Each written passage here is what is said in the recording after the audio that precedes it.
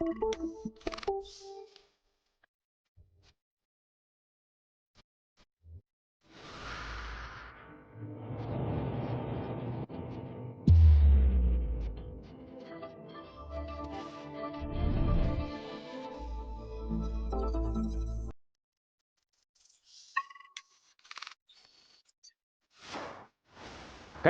ez dira ikusten, baina hor daude negutegi efektuko gasak CO2 eta metanoa batez ere.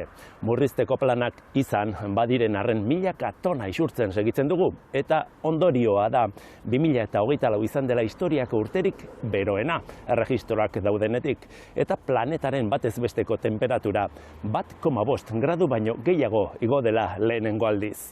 Arazoa larria da eta batzuetan ikusezina ere bai aipatu ditugun gasen moduan, baina gaur ez, gaur arazoa bistaratzen eta aurre egiteko neurriak ezagutzen saiatuko gara.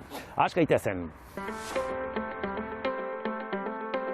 Bero boladak, euri jasak, uholdeak, muturreko fenomeno meteorologikoen maiztasuna eta intentsitatea handitzen ari da. Eta klima aldaketari buruzko gobernuarteko adituen taldeak egindako aurreikuspenen arabera, gero eta bortitzagoak izango dira, neurriak azkar hartzen ez badira. Neurriak hartzeak esan nahi du, berotegi efektuko gasen emisioak nabarmen murriztea, planetako temperatura globalak ahalik eta gutxien igo daitezen. Izan ere, aurreikuspenen arabera, oraindik gehiago igoko dira. Ezkoaz, bideo honetik. Erregistroak daudenetik urterik beroena izan zen 2024a. Ondorioak izaki bizidun guztiok pairatzen ditugu. Ozeanoak berotu egiten dira. Fauna eta floraren bizizikloak aldatzen dira. Uztak galdu egiten dira. Eta zenbait herrialdetan migratzea beste irtenbiderik ez dute. Elisa Sainz de Murieta klima aldaketarako Euskal Zentroko ikertzaileak lagunduko digu errealitate aldakor hori ulertzen. Ekintzarako dei argia da berea, ezinbestekoa baita planetaren temperatura igoerari ahalik eta gehien eustea. Kaixo Elisa, egunon, klima aldaketaren kalteak espero baino handiagoak izaten ari dira, ezta? Ez dakite, ez ditugu etxeko lanak egin, karbono isuriak ez ditugulako beharra dina murriztu?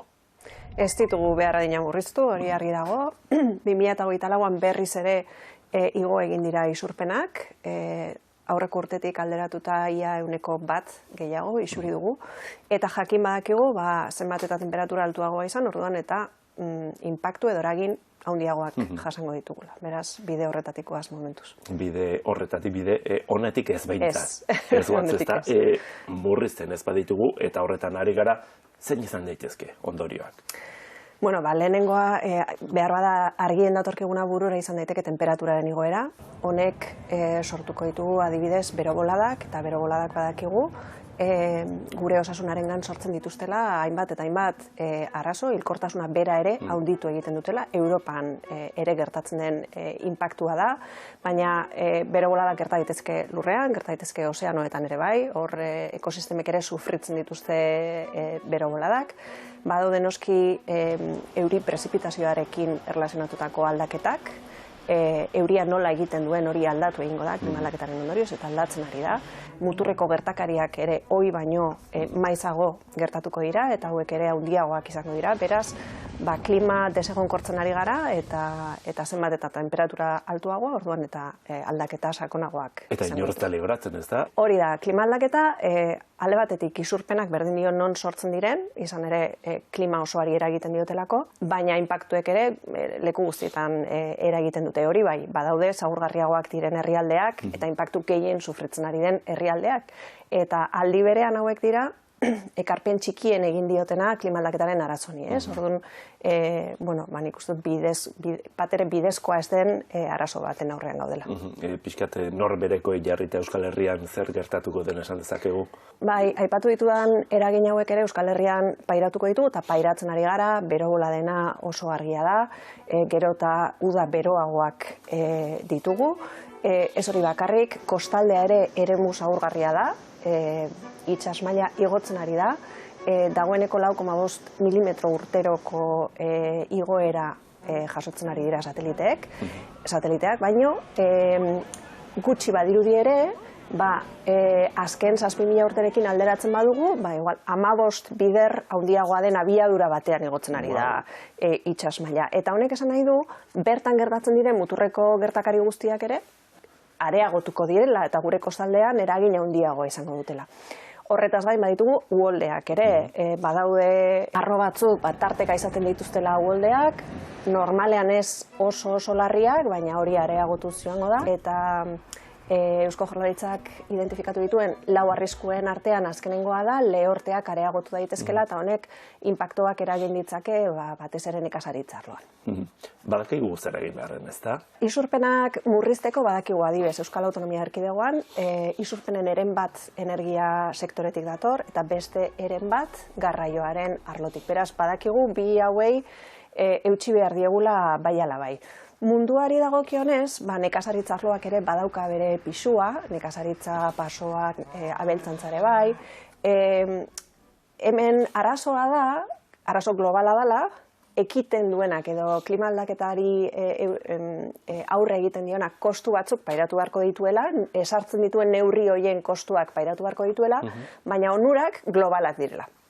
Hortaz, pizgarri gutxi dago, ekiteko, edo gaiari erantzuteko arazo globala izan da, ez dago munduko gobernu bat esaten duena, hau eta hau egin behar da, ez?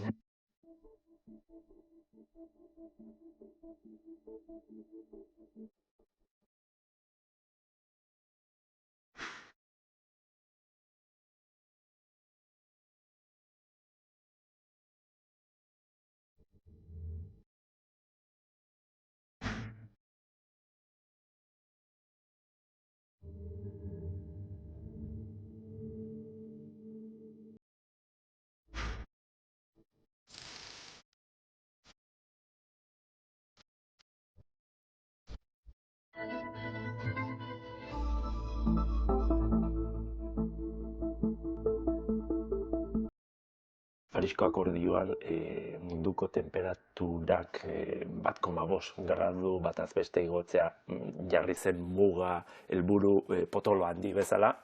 Gainditu egin dugu, ezta? Niretzat bada porrot edo moduko bat, ezta? Zein da zure iritzia horren inguruan? Bueno, lehenengoa da munduko meteorologia erakundeak argitu duenez, nahiz eta aurten badirudien 1,5ko langa hori gaindituko dugula, horrek ez du esan nahi Parisko akordioak huts egin duenik, izan ere klimaz ari garenean epe luzeetako helburuez ari garelako. Hori esan da ere, IPCCek adituen lantaldeak argi uzten du gradu 10 bakoitzak garrantzia duela. Beraz, 1,5 lortuko ez bagenu ere, hori egia da oso zaila izango dela, gure hurrengo helburua izan zitekeen 1,6 edo 1,7, baina edozein kasutan temperaturaren igoera ahalik eta gehien murrizte.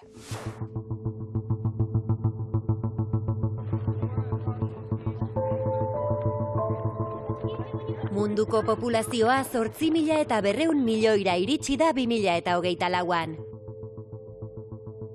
Pertsona horiek guztiak elikatzea, paktu handia duen erronka da, baita berotegi efektuko gasen emisioari dagokionez ere.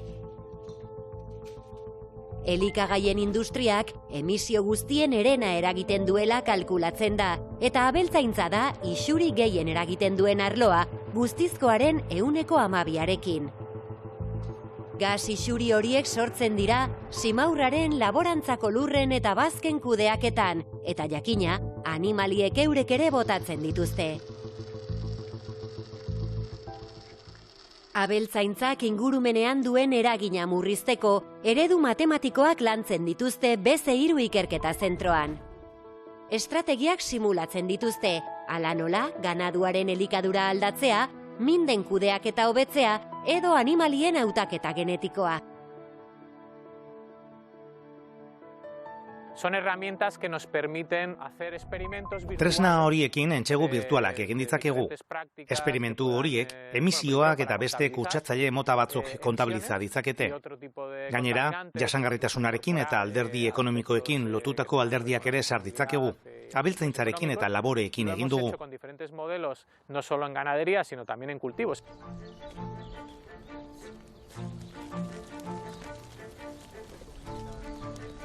Abeltzaintza eta nekazaritza sektoreetako emisioak murrizteko planetan, lurren eta animalien emisioak bakarrik hartzen dira kontuan, eta ez elikagai horniduren kate osoan sortutakoak. Hala nola, pentsuak egin, ongarriak ekoiztu eta garraioan sortutakoak.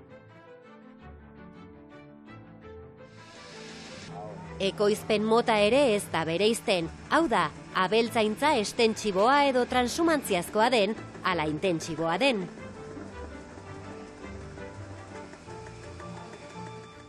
Gaur egungo abeltzaintzaren isurien kontabilitateak lurralde batean emisioak zerotik hasten direla hartzen du kontuan, behien isuriak adibidez.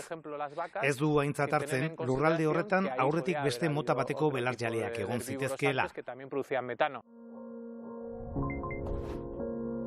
Ikerketek erakusten dute, lurralde guztietan dagoela naturala deitu daitekeen metano emisioa, gizakiaren esku hartzearen aurrekoa dena. Pentsatu beharko genuke emisio netoa kalkulatzean, orain dauden emisioei lehen zeudenak kendu beharko litzaizkiekeela. Hori bai, abeltzaintza estentsiboaren kasuan soilik.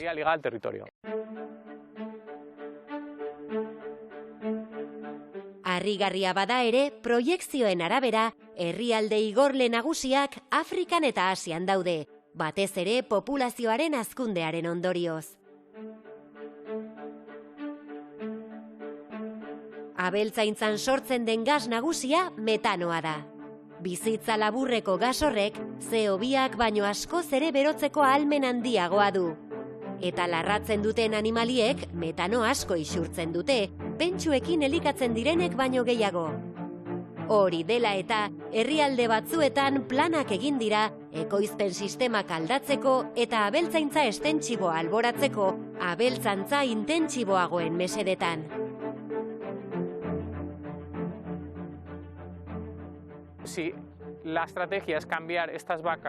Behien ordez hegazti industria edo txerri industria jartzea bada estrategia, elikatzeko pentsu asko beharko da. Karestiagoa da eta energetikoki bidera ezina izango da agian. Gainera, lurren erabilerarengatik lehia sortuko da.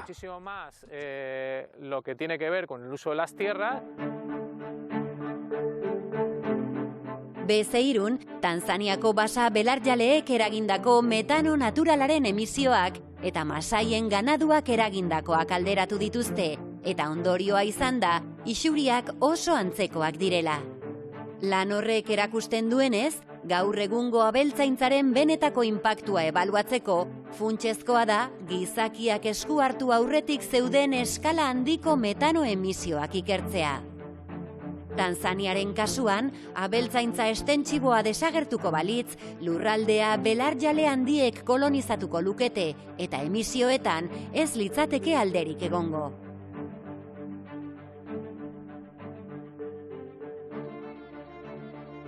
Gizakiak eragindako emisioen kontabilitatea hitz egiten dugunean, abeltzaintzaren isuriak hartu beharko genituzke kontuan. Hau da, gizakiaren kudeaketaren ondorioz sortutakoak.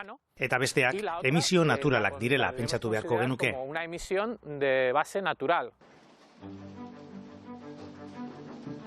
Gas isurien kontabilitate egoki bat izatea funtsezkoa da, herrialde bakoitzak bere murrizketa planak egin ahal izateko. Gero eta argiago baitago, beharrezkoa dela berotegi efektuko gasen emisioak murriztea, baita elikagaien ekoizpenean ere. Abeltzaintza metano iturri garrantzitsua bada ere, ez litzateke ahaztu behar, erregai fosilen industria dela metano gehien isurtzen duena. Metano asko erregai fosiletatik dator, gas naturaletik adibidez. Eta hor bai, ikusi da metano askok ihes egiten duela, murriztu daitekena erraz. Hori egitea errazagoa da, dietak edo prozesuak aldatzea baino. Unos procesos que son más complicados, ¿no? Cambiar.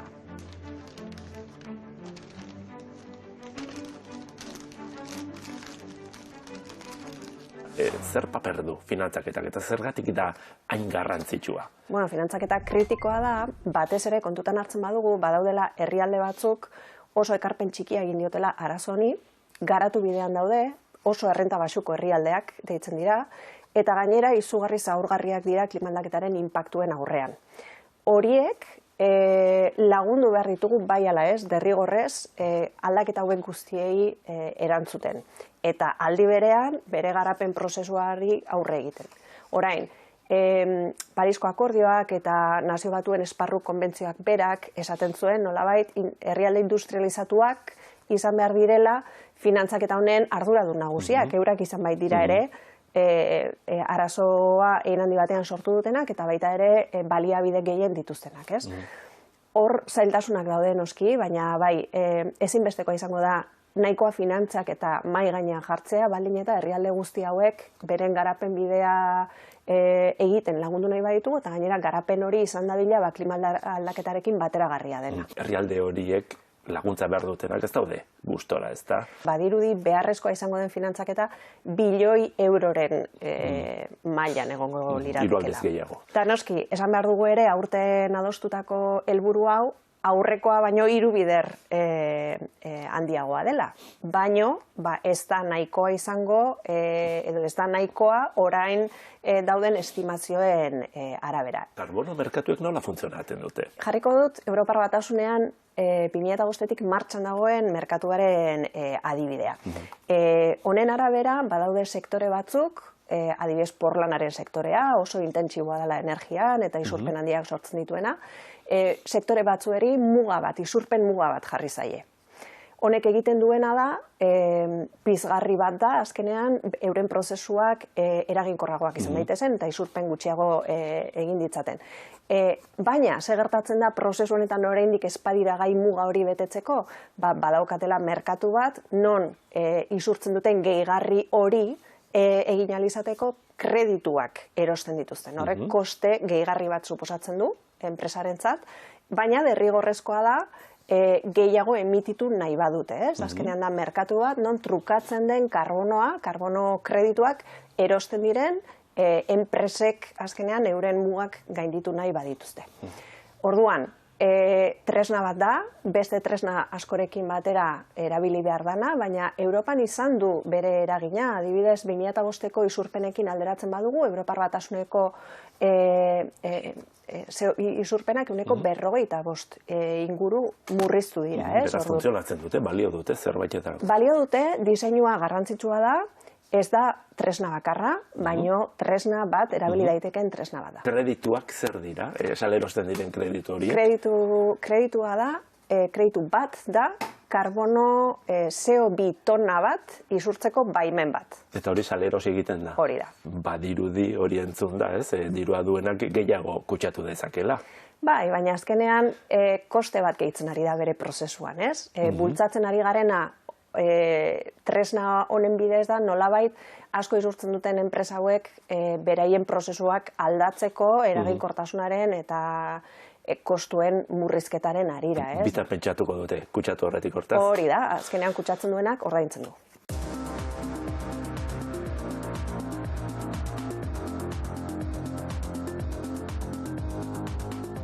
Basoak CO2 xurgatzaileonak dira? Dagoeneko ez. Jakina da, basoek erregai fosilak erretzetik sortutako karbono dioksidoaren zati esanguratsua xurgatzen dutela. Dutela baino, zutela esan beharko dugu. Izan ere, zenbait ikerketen arabera baso helduek gizakiaren eskuartzerik gabe aske evoluzionatu duten basoek nekea erakutsi dute. Eta ondorioz, haien xurgatze errendimendua nabarmen murriztu da. Soluzioa baina ez da baso helduak kendu eta CO2 gehiago xurgatzen duten zuhaitz gazteak sartzea. Arrazoia, hazkunde azkarreko zuhaitzek bizi itxaropen laburragoa dutela eta epe luzera balantzea negatiboa da. Goi bilera horren ezaugarrietako bat izango da herrialdek helburu berriak eraman behar dituztela. Zer esan nahi du horrek? Bai, 1,5 graduko langa hau mende amaierako helburu bat da. Noski, hain urrun dagoen helburu bat betetzeko, azkenan aurre ikusten dena da, epe laburreko helburuak. Eta herrialde guztiek Parisko akordioa sinatzearekin batera, onartzen dute 5 urtero, euren konpromisoak, euren helburuak eguneratu behar dituztela. Eta eguneratze hau izan behar duela beti, goragoko edo helburu asmo handiagoko helburuak nolabait, ez? Anbiziotsuagoak, hori da. Orduan, 5 urtero gertatzen diren eguneratze hauek, dator urte honetan beteko da, berritu behar dira. Otsailean herrialdek euren konpromisoak aurkeztu behar dituzte, eta hau hurrengo goi-bileran Belemen, Brasilen eztabaidatuko dira. Konpromiso hauek herrialde bakoitzak erabakitzen ditu, bere egoera sozioekonomiko, bere baliabideen arabera. Eta gero ikusiko dena da, aurkezten diren helburu guztiek azkenean zenolako temperaturara eramango gintuzten, isurpenen arabera. Berotegi efektuko gasen emisioak murrizteko, ezinbestekoa dugu ahalik eta azkarren erregai fosilen menpe egoteari uztea. Ala nola ikatza, petrolioa edo gas naturala. Hori dela eta laborategi asko irtenbide jasangarriagoen bila dabiltza. Elektrifikazioa da munduan gehien zabaltzen ari denetako bat, baina dena ezin denez elektrifikatu, bada erregai alternatiboak garatzen ari denik ere. Creemos que los combustibles Gure ustez, erregaiek oso paper garrantzitsua jokatzen jarrai dezakete.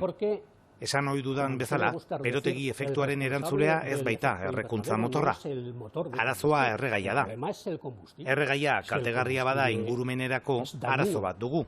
Baina ingurumena errespetatzen duen erregai bat lortzen badugu, teknologia optimizatu hori erabiltzen jarrai dezakegu. A esa teknologia tan optimizada.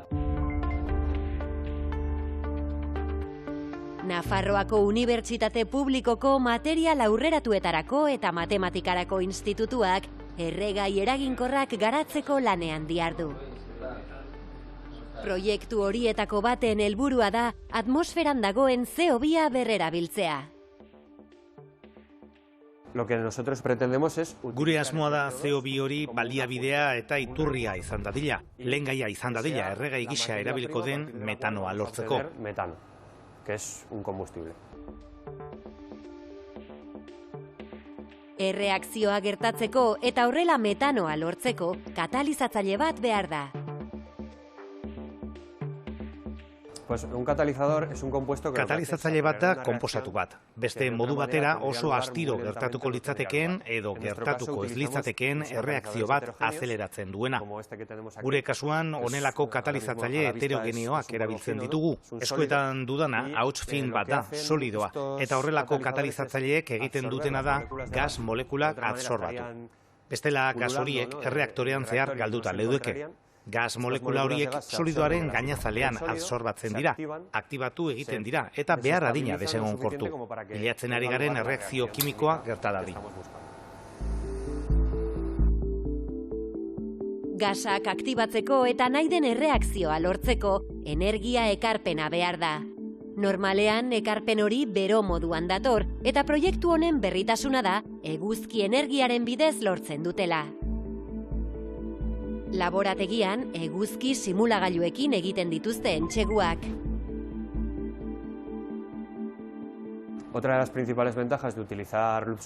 Erreakzioa egiteko eguzki argia erabiltzearen beste abantaila nagusietako bat da, energia hori zuzenean aprobetxatzen dela, tarteko prozesurik gabe.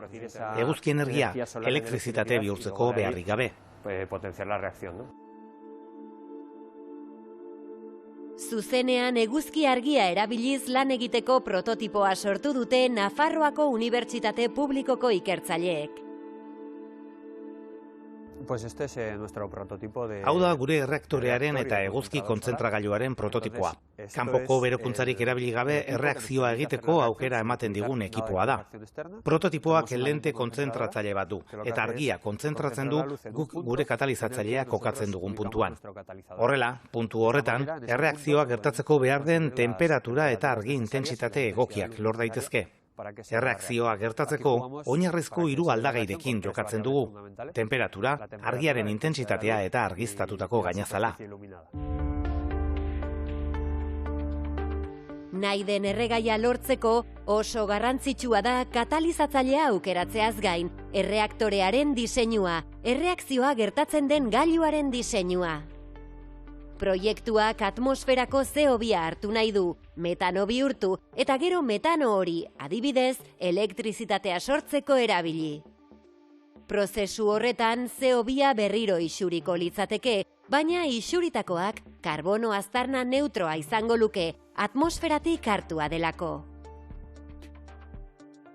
Para hacer un símil sería lo mismo que hacen las plantas, ¿no? Adibide baterako landarek egiten dutenaren antzekoa da. Landarek fotosintesiaren bidez CO2 xurgatzen dute eta karbono iturri gisa erabiltzen dute, lehengai gisa, egitura osatzeko. Hala, zurtoina, enborra edo zura sortzen dute. Gero guk egur hori hartu eta erretzen badugu, karbono isuri neutroa duela esaten da. Karbono hori aurretik landarek xurgatu egin dutelako. Previamente ha sido absorbido por las propias plantas. Laborategian dituzten proiektuen adibide bat baino ez da hori. Azken urteetan, hainbat ikerketa lerro zabaldu dituzte CO2 substantzia erabilgarri bihurtzeko. Tenemos en marcha 3 proyectos. Besteak beste, Espainiako Estatuko Ikerketa Agentziak finantzatutako 3 proiektu ditugu martxan. Proiektu horiek garapen fase desberdinetan daude, eta ezagutza handia lortzen ari gara. Adibidez, CO2, metano edo karbono monoxido nola bihurtu jakiteko, baina baita ere gasolinen osagai diren erregai likidoen hidrogenazio zuzena ulertzeko. Integrantes de las gasolinas. Helburua da, konposatu kimiko eraginkor asko lortzea, etorkizunean energia iturri gisa erabiltzeko.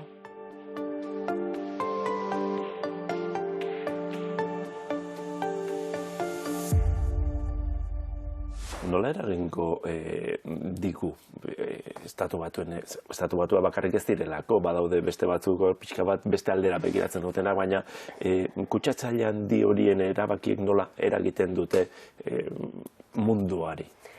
Aurreko kasuan ez zuen hainbesterako eragina izan. Egia da, nik uste dut orain munduko egoera desegonkorragoa dela, baditugula hainbat gobernu eskumako, mutur eskumakoak, negazionistak, orduan hori berri honak ez dira, ez dakitzen baterako eragina izan dezakeen egia esan, eragin nagusi bat aurrikusten zanan ikustu dut gobiernoetan ere bai da, finantzaketan karpen handirik ez dala egongo, ez? Baina, ikusiko dugu, aurrekoan ikuste dut espero zena edo, beldurra handiagoa zan gero gertatu zana baino, ez? Klimaren arazonekin niri burura etortzen zait, ez dakit, osasun arazo larriekin gertatzen den bezala, honek ez du erremediorik, segi dezadan zigarroak erretzen, ez da? Jendak itxaropena galdu du... Batzutan pesimismoa pixka bat ezinbestekoa da, baina nik esango nuke ez genukela hain eskor izan behar. Beti dagoela, aurrera pausoak txikiak badira ere, beti ematen direla aurrera pausoak eta aurrera begira jarraitu behar dugula, batez ere etorkizuneko belaunaldiak alik eta gehien babestu nahi baditugu, ez? Negazionismoa hitza irten da elkarrezketan, behin baino gehiagotan, geroz eta zarat handiagoa ateratzen dute, ondorioak geroz eta larriagoak izan arren, ez da horrelako talka moduko bat badago. Egon da argitaratu berri den artikulu bat Science aldizkari ospetsuan, eta honek esaten duena da sumindurak, haserreak, areagotzen dituela jarrera negazionistak edo, ez? Beraz, nik uste dut, nik hori irakurri nuenean, esan nuen, egia da, ez? Akzio-erreakzio. Hori da, ez? Haserre puntu horrek agian egiten gaitu, zaurgarriago bestelako berrien aurrean, baina berriz ere diote, nik uste dut horrelako foroak, horrelako aukerak ezinbestekoak direla, zientziak esaten duena nolabait plazaratzeko, eta... Informazioa, emango diegu. Hori da, bai. Oso ondo, Elisa, eskerrik asko, helburu horretan lagun izateagatik. Ni esker zuri. Eskerrik asko.